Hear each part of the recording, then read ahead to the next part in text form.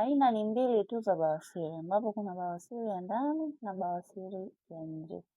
Bawasiri ya ndani, yaani uvimbe uliopo katika sehemu ya haja kubwa unakuwa kwa ndani, na hii ina siri zake. Ukiona inatoka ndani mpaka inaonekana kwa nje, basi imeshafika stage ya mwisho. Lakini kuna aina ya pili ambayo ni bawasiri ya nje.